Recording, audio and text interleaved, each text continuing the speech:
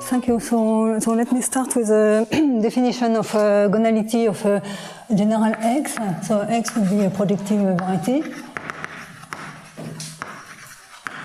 Let's say that the gonality of X, usually the gonality is defined for a curve, but I will say that the gonality of X, it is the minimal gonality of a curve C, where C is contained X. So of course here I allow a singular curve, so it's also the minimum of the integers k, such that there exists a diagram like this. So okay, here it's a curve containing X, it might be singular, and here it's a normalization map, maybe called G this map, and here I have a degree k map to P1.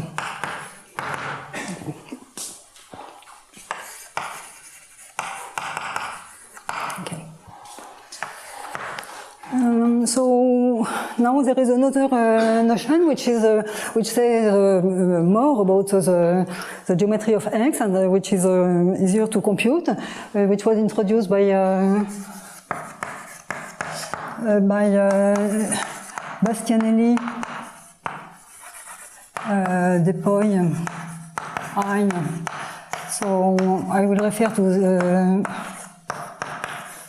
to these people as B, D, A, L, U. Okay. So the covering gonality of X. So that will be essentially the same thing, except that you want that your C is a generic member of a family of curves covering your X. So it will be something like that.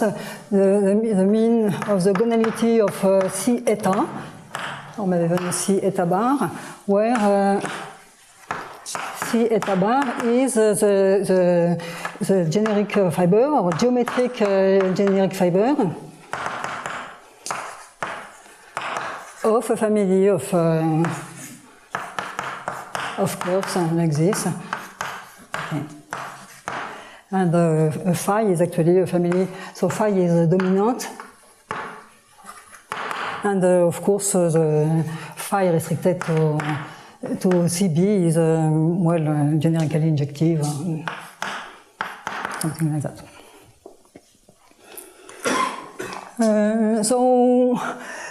For example, if to say that this invariance says a lot on the geometry of X, if the covering gonality of X is 1, so the covering gonality of X is 1 if and only if X is uniruled. Because in that case, you have a family of curves which have to be P1s and which cover X. And to give a less trivial example, the covering gonality of X can be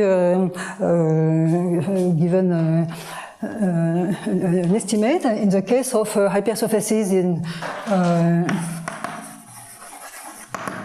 So it's an easy result which is proved in that paper. Okay. They prove that if X is so is an hypersurface, so is a smooth hypersurface of degree D, then its covering gonality is greater than or equal to D minus N plus 1. Okay. So for example, if D is equal to N plus 1, this is a Calabi-Yau case. This is saying that Calabi-Yau hypersurface is not uniruled. But more generally, you have this more precise estimate. And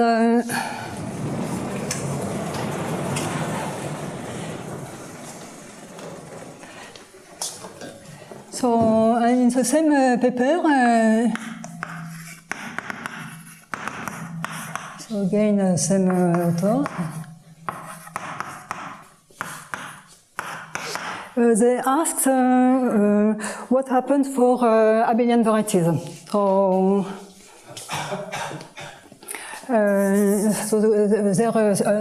I have to say one thing, is that I consider the case of abelian varieties. Then obviously the gonality is the same as a covering gonality. Simply because you can use translation. If you have a curve of gonality K, then by translation it provides a family of a covering family of curves with a generic member of gonality K.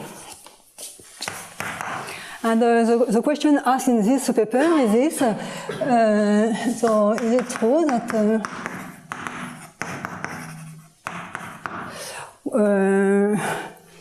well, let's see, do it like this. The limit when G tend vers infinity of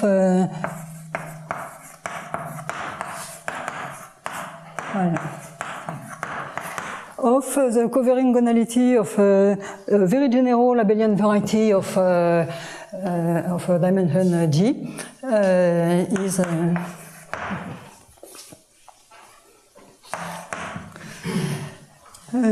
here, of course, so that means that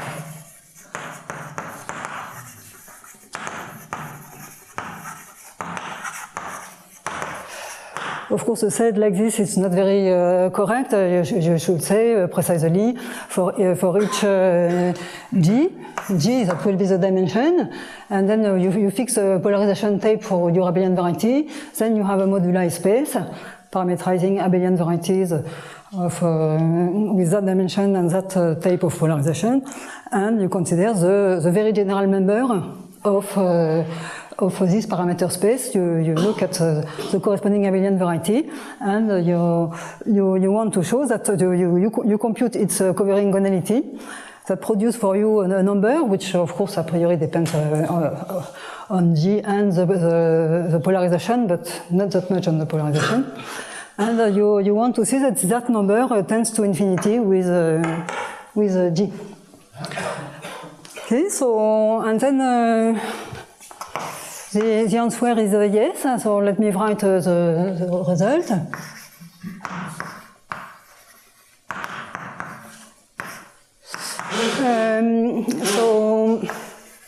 So there are two statements. One which really answers that question, and the estimate is a very bad one, and the second one will give a different, slightly different statement, but with a very good estimate. So that's why I want to give you the two statements. So let A be a very general. So, well, maybe abelian variety of the dimension G greater than a certain C of K, where this C of K, I am not writing the exact estimate, but C of K is something like, well, it's a growth like this. So it's an explicit constant, which is I don't want to write here. Then the covering gonality of A is at least K plus 1. And now there is a much better statement.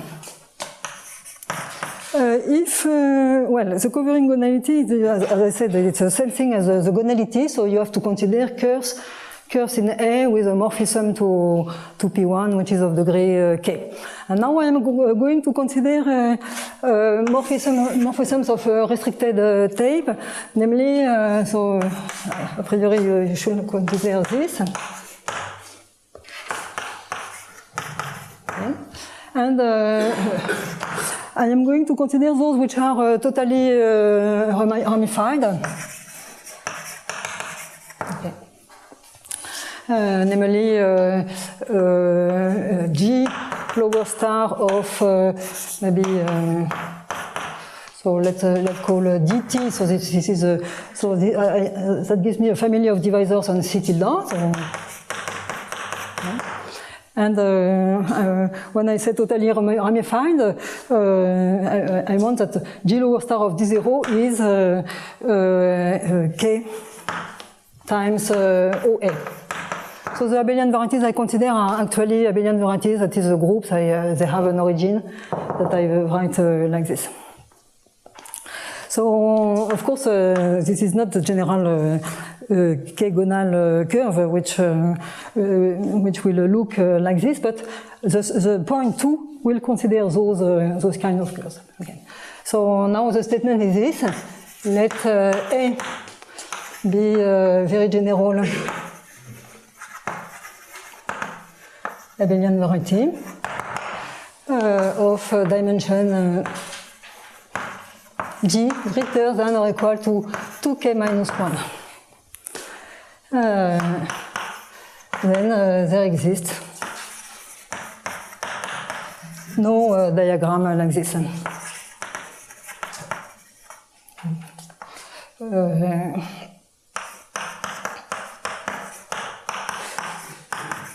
Okay. Well, no curve. No K-gonal curve with a totally ramified point as explained here.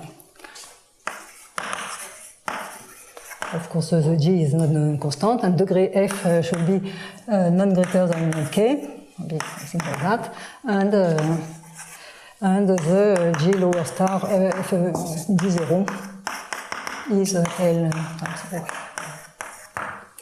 So, of course, a particular instance, here I am just asking that the divisor over 0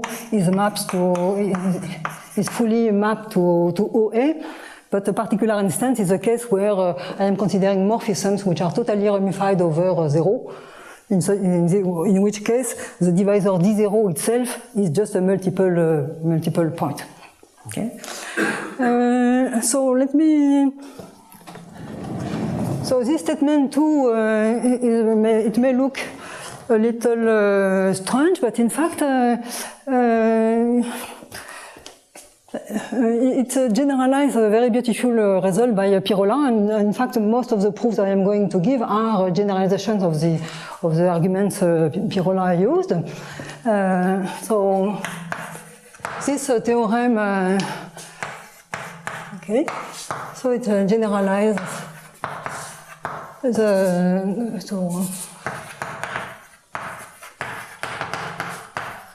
so Pirola, I think I don't remember exactly, maybe something like in the 90s in case.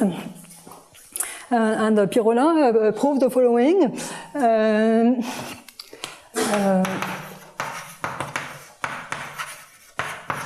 If A is in fact, it's exactly the case where K equal 2. K equal 2, that means that you are trying to study hyperelliptic curves in your abelian varieties.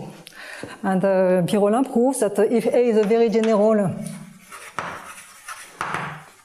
abelian variety of dimension 3, then A contains no hyperelliptic curve. And the reason why this is equivalent is that if there is a hyperelliptic curve, something like that, here the degree is 2, you can simply arrange so that a Weierstrass point here, that is a ramification point for this hyperelliptic linear system, is mapped to OA. And then we are exactly in this situation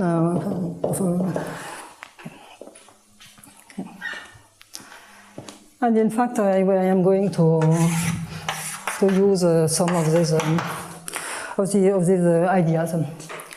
Okay, so now what I am going to do is to present a sort of variant of this theorem, which is a slightly less geometric, which instead of concerning explicit curves with given linear systems in your abelian variety, concerns the structure of zero cycles modulo rational equivalent and their orbit.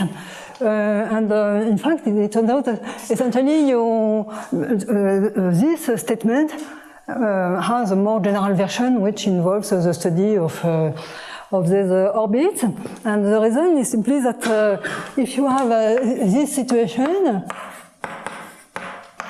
well, with a G which is generically injective, okay, then you consider the G lower star dt for T in P1. This is a family of it's a one parameter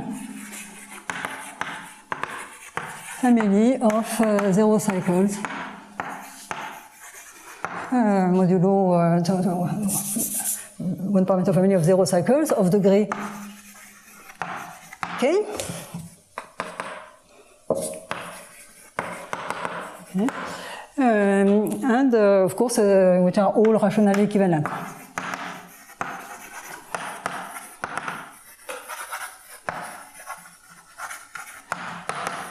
In H.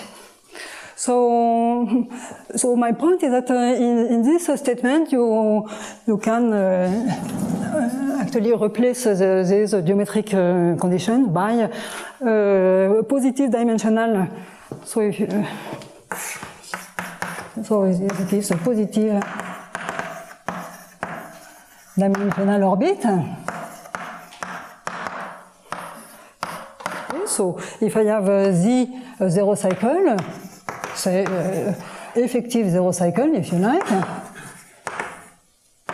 of degree k in A, so a priori it's an element in K. What I call Z, the orbit of Z, so it's a set of Z prime, which are effective zero cycles, which are rationally equivalent to this Z. So, okay.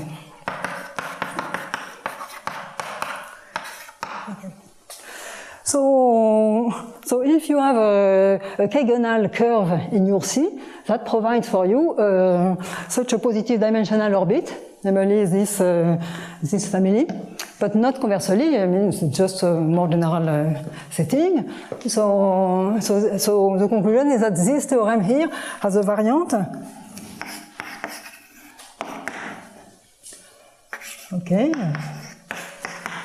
And so the one prime is that let A be very general abelian variety of a dimension G larger than the constant here is slightly different. Maybe I don't want to explain why. The constant in that, in that statement, the geometric setting is more restricted, so you can get a slightly better constant. But the C prime of K, I think it's more something like that. So it's slightly different, but same spirit. Then there is no positive dimensional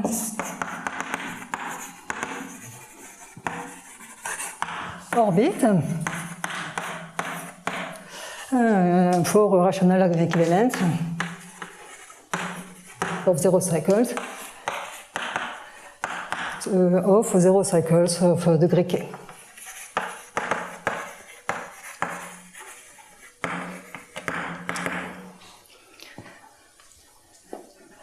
Okay, so very clearly, except if you put the same constant here, that statement 1 prime implies the 1, because as I said, if you have a K-gonal curve, you get a positive dimensional orbit. And the 2 prime is let A be a very general abelian variety of dimension G greater than or equal to 2k minus 1, then the orbit of the zero cycle k OA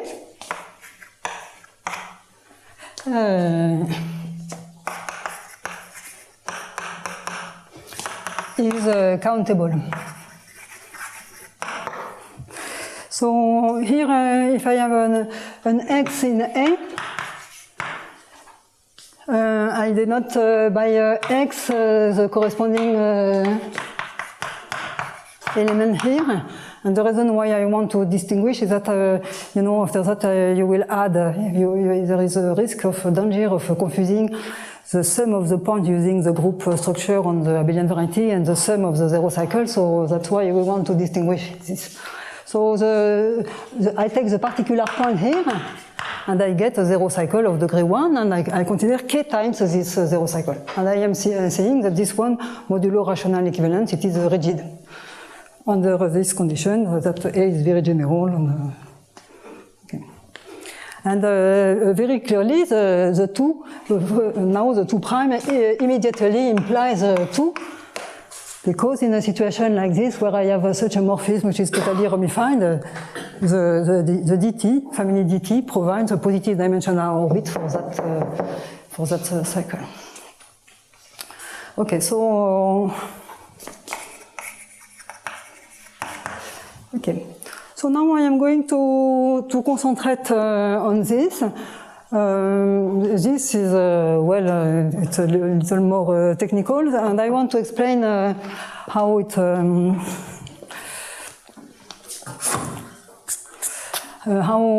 works. In fact, there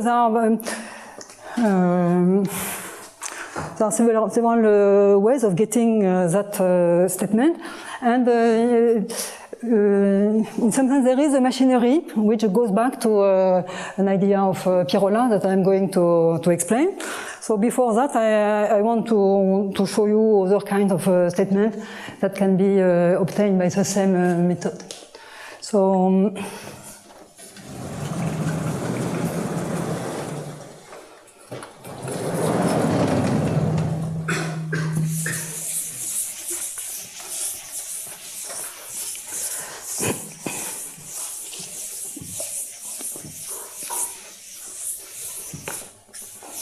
well, so this, as I said, it's contained in this, so I can erase it.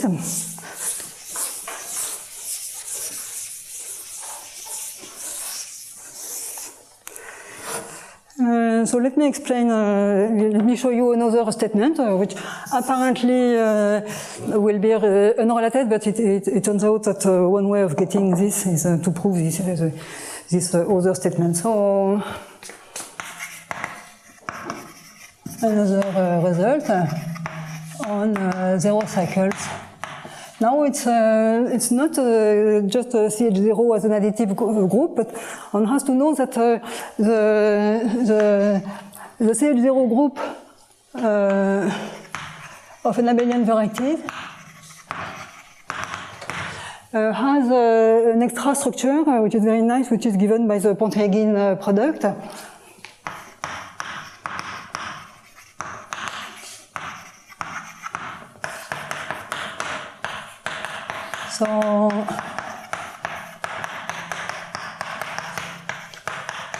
So it is obtained as follows. So as I said, the abelian varieties are actually additive groups, so there is an origin.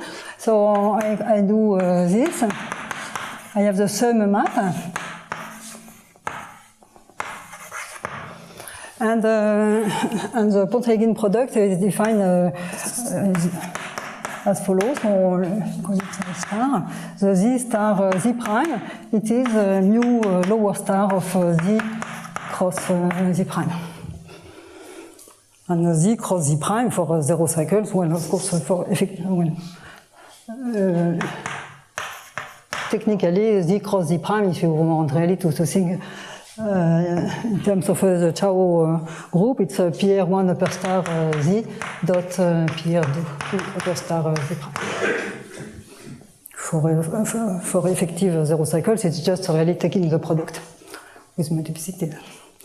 Okay, so we have this structure, and now this this Pontelligin product has been studied by Beauville using the Fourier-Mukai transform, and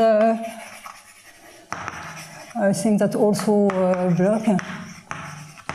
So they, in particular, Beauville relates the Pontelligin product on zero cycle with the usual intersection product on corresponding divisor. So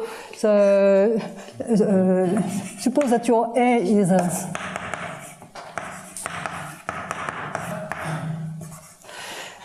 if your A is given a polarization, it's not very important that it is a principal polarization. Maybe you want it to be symmetric. It is a symmetric invariant under the involution. Okay. So then this theta gives a group. A group is an isogeny usually. Group isogeny between A and its peak zero variety. And what you can show using explicit formulas given by Beauville, and in particular the compatibility of the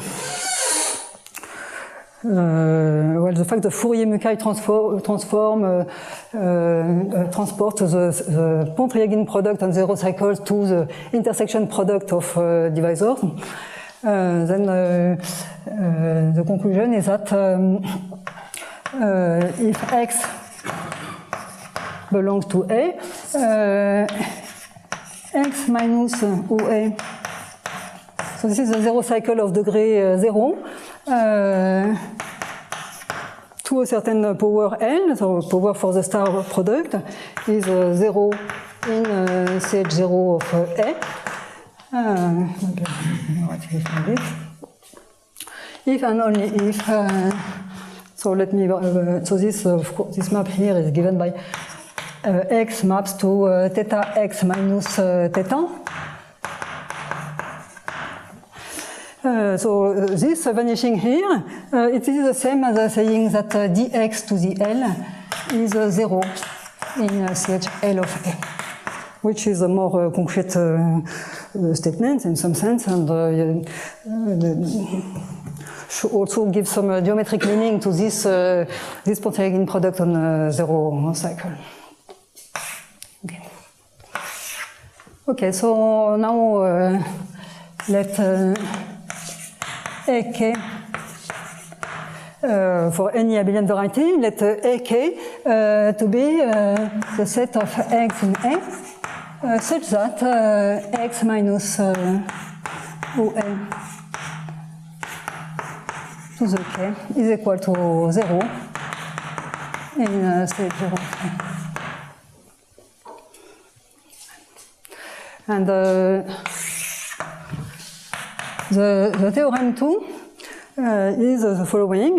If A is very general, so maybe let me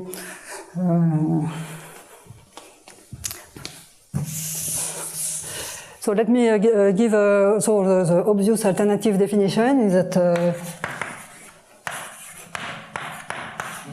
I can consider inside the peak zero variety, I can consider the set of divisors such that d to the k is 0 in CHK of A.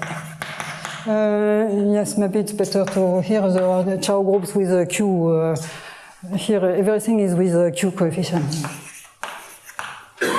Because in this Fourier-Mukai correspondences, there are some denominators, so you have to work with Chow groups with Q coefficients. Okay, and then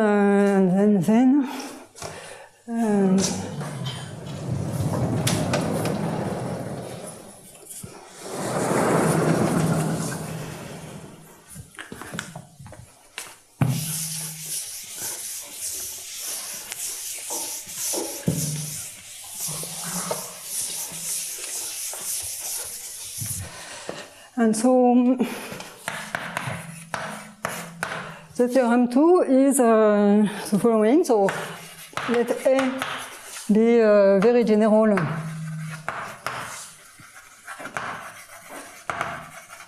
abelian variety of dimension G greater than or equal to 2k minus 1, then AK and AK hat are countable.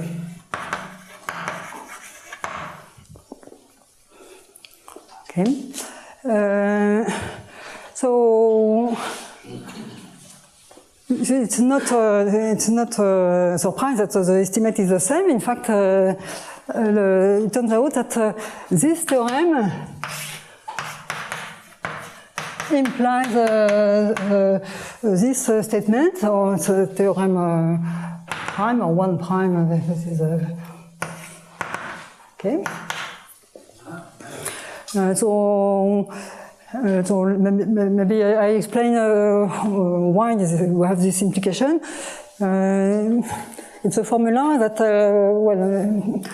it's a trick. In fact, it's not very important to understand the trick I use here, because, in fact, the method that I'm going to describe to prove this, which is essentially, as I said, extension of arguments of Pirola, they can also be applied to show directly that statement.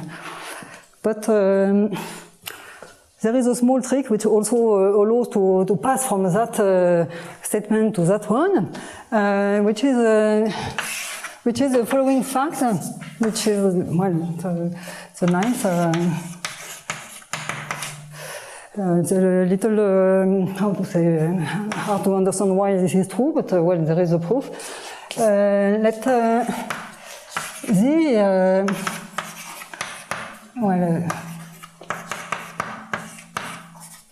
so this is a zero cycle of degree k on A, and I suppose that it is rationally equivalent to k OA. Yeah. So suppose that you have this equality, or if you like, then each of the xi satisfies the property that xi minus OA star k is equal to 0 in CH0 of A.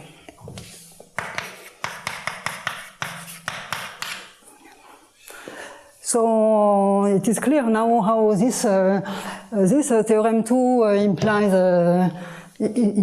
this statement, because if you have a positive dimensional orbit, so that means that you will have a positive dimensional families of equalities like this. Okay, so that will be my positive dimensional orbit, so in CH0 of A. And that statement will say that the point xi belongs to the AK. Okay, so that will imply that the AK is not countable. Okay. So this is one way of reducing this statement 2 prime to this one. Okay, so now I am going to concentrate on this and to explain how the proof works.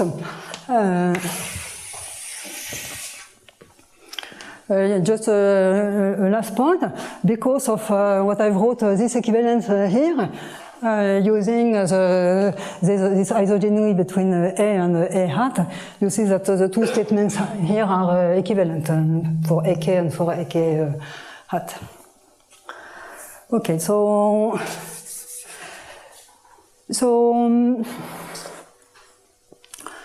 the proof of theorem 2. First of all, I start with an observation. The fact that, yes, I didn't say it, but it follows from general fact about rational equivalence of points.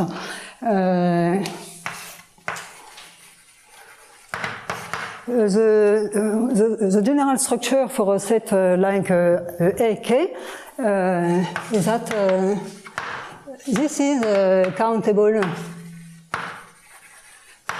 union of closed algebraic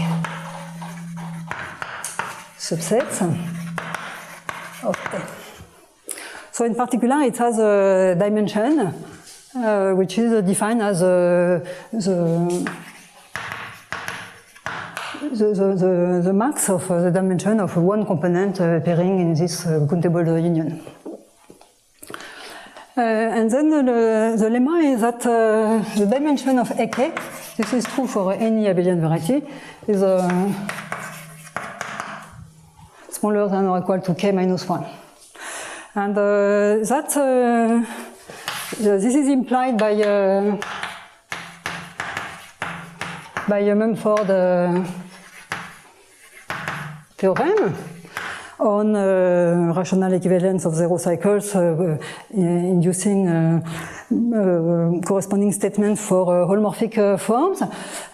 So maybe let me explain how this is done. Jusqu'à 15 minutes. Parfait. So the point is that I can consider correspondence gamma k in A cross A with the properties that so it's a zero correspondence with the properties that for any x in A, gamma k star of x, okay, so the corresponding zero cycle, is x minus OA to the k.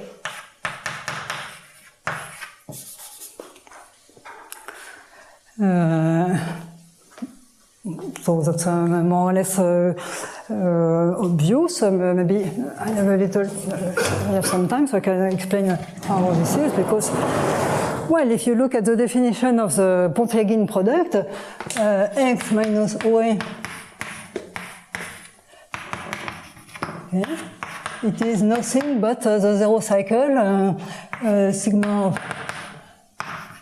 Okay, so here I have to put binomial coefficient minus 1 to the L, and here I put Lx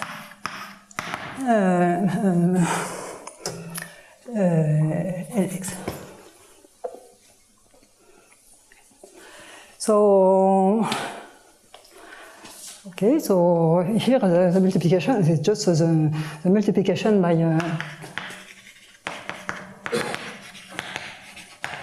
L acting. Okay. So you have this formula, and so for gamma k, I will simply that will be sigma. This is the same thing that I want to write in family. So sigma for L comprised between 0 and k of minus 1 to the L, C k L, and here I put the graph of the multiplication by L. So graph of the multiplication by L is a map which to L associates X. So I have my gamma k, and its action will be exactly like this. Okay. So now the lemma is that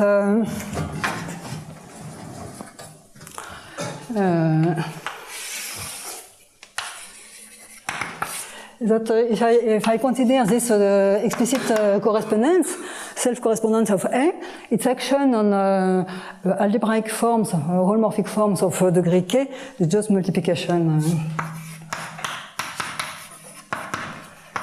for eta K0 form on A.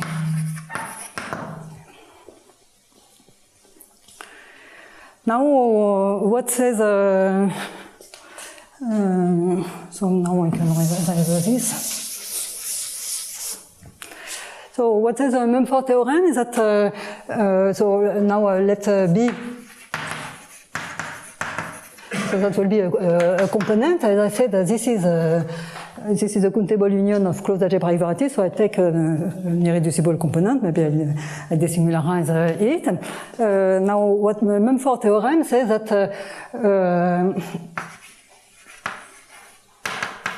if I consider any holomorphic forms in of degree K on A, gamma K upper star of eta restricted to AK, sorry, to B, is equal to 0. Okay. So here it's for any L form, and in particular for L equal K, by this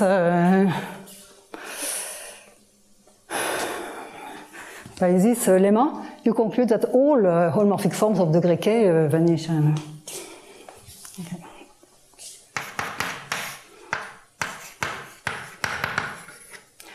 So for any eta in HK0 of A, I get that eta restricted to B is 0, and obviously that implies that the dimension of B is smaller than or equal to K minus 1, because if you take any subvariety of an abelian variety on which the K forms vanish, it must be of dimension smaller than or equal K minus 1, because the forms they generate the cotangent space at any point.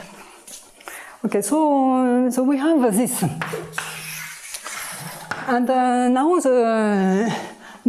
comes essentially a general technique, which is just sort of elaboration on the Pirola arguments.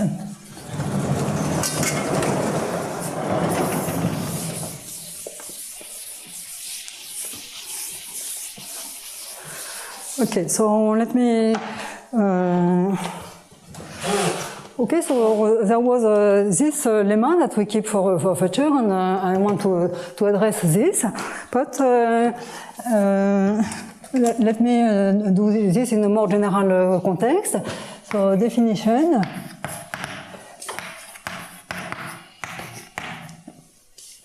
This ZA contained in A is naturally define a subset, say for any abelian variety. Okay. If, well, for any abelian variety, the A is a countable union of closed algebraic subset. Okay, so this is condition 1. Condition 2 is that they can be put in family. Here I work for A defined over C, but in fact for A over S, I can, so it's a family of abelian variety.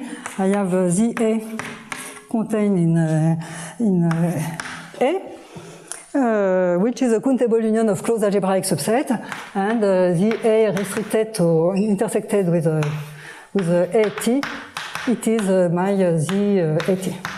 So just saying that the things can be done in family, and still staying in this category of a countable union of closed algebraic subset. And the condition 3 is that if A is a morphism of abelian varieties.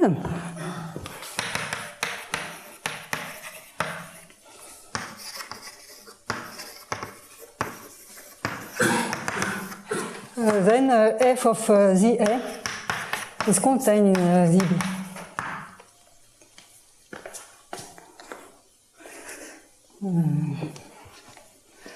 Okay, and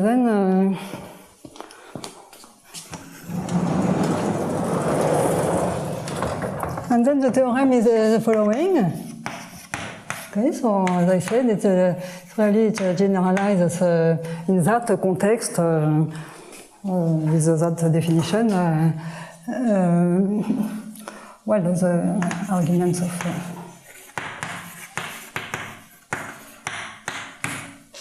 So let ZA be naturally defined.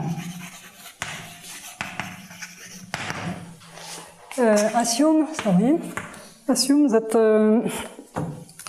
for very general A of dimension G, okay,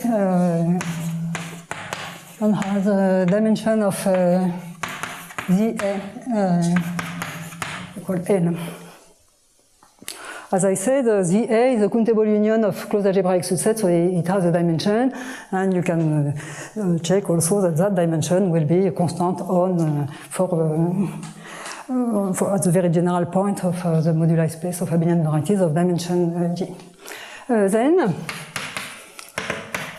for a very general A of dimension G plus 1, the dimension of ZA is smaller than L. That is, if you have a naturally defined subset in abelian varieties, if for some G I know that they are smaller than the dimension, but of course not, their dimension is smaller than G, but they are of positive dimension, then the dimension decreases strictly when I go to the dimension G plus 1. Okay, and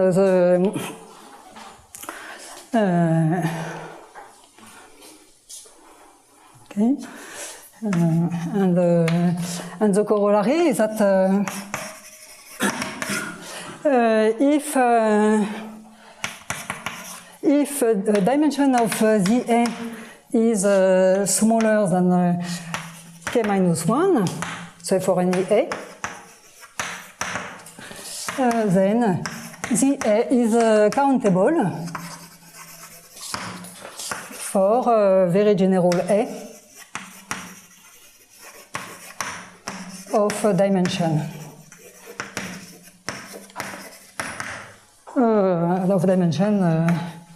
at least 2k minus 1. Simply because I start, I know dimension is smaller than or equal to k minus 1, so I start with dimension k. I am exactly in that situation, and I say that the dimension have to decrease strictly. So for some G, starting from 2k minus 1, I must be in dimension 0. Okay? And you see that this directly applies to this. I have to stop now, but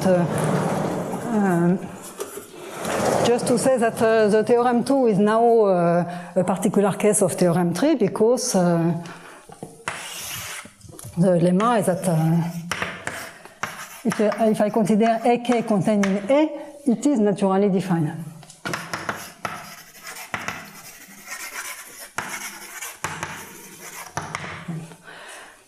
You look at the definition, it is a countable union, this is what I said already.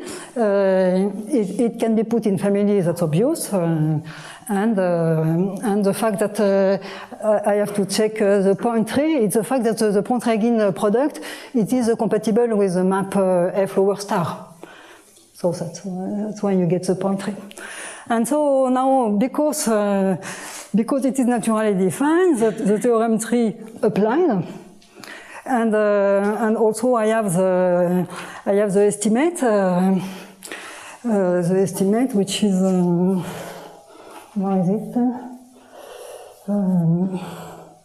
Well, I already proved that the dimension is bounded, so I am exactly in a position to apply the corollary which is here. And I conclude that the AK is countable for G at least 2k minus 1. So I have to stop. Starting from, so the last step is to prove this. The proof is, it's very nice. It's just by, in that situation, by specializing A to an abelian variety which is isogenous to a product B. So I have an A of dimension G plus 1. I can specialize it to an abelian variety which is isogenous to a product B cross an elliptic curve. B will be a very general abelian variety. Now the point is that these specializations, they form a dense countable union inside the space of abelian varieties of dimension G. And then, well, one has to say something, but that's the main idea of Pirola, and finally that leads to that, okay. So, well, maybe I should stop now.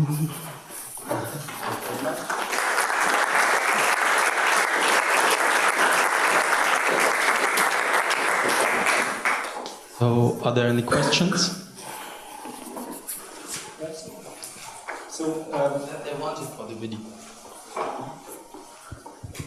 yeah, so how does this, so theorem 2, the one with the totally ramified G1 case, that seems to be more sharp than the theorem. Of course. Right. Yeah. So how does this compare to the Prim-Turing stratification of the moduli space? Because there you have, also, by definition, a curve in the abelian variety which has a gonality. I don't know. I think that Pirola continued exactly in that direction, trying to. He has works in a different spirit, which is not estimate not the gonality of curves, but the genera of curves in an abelian variety, which is it's a completely different problem, in fact. So the first statement of the theorem of Pirola I am referring to is a statement about hyperelliptic curves in an abelian variety. So it says nothing about the genus of the curve. But he has other works on trying to find a lower bound for curves, for the genus of curves in a very general abelian variety, or a very general prime variety. But in any case, it's a different, what I would say is a different question. Not totally unrelated, because of course if you have a curve of genus G, you will know that will be k gonal for k about G over 2. So it's not totally unrelated, but I think that the question is of a different nature. And then Pirola has estimates which grow differently. In fact, it's not this linear bound 2k minus 1. I think it's a different. I think it's better. It grows quadratically. So, and this Pirola bound, so this is sharp, right, for genus 3? Yeah, right? Exactly, yeah. Everything, so it's very sharp in, yes, exactly, for k equal 2. Yeah. You see, for dimension 2, you have this, everything in dimension 2, you have your abelian surface, inside you have the genus 2 curve, in fact, countably many, and along each of these genus 2 curves, you have all these equalities which are satisfied, x minus OA to the square is 0, etc. So the genus 2 case is, illustrates that the things are very sharp in that case. The dimension 2 case. You always speak about the very general abelian variety. So, and I think you said it yourself at the beginning. Strictly speaking, that means you should fix a polarization. But everything you're doing here is preserved under isogenes, so it doesn't matter which polarization you take. Is that? Yes, I think that you can, well, with playing, you see, for the existence of a curve of a certain genus or curve of a certain gonality does not change under isogenus, because I mean, if you have an isogeny like this, then you will have also a map. I mean, so it's really well, exactly, it's isogeny invariant.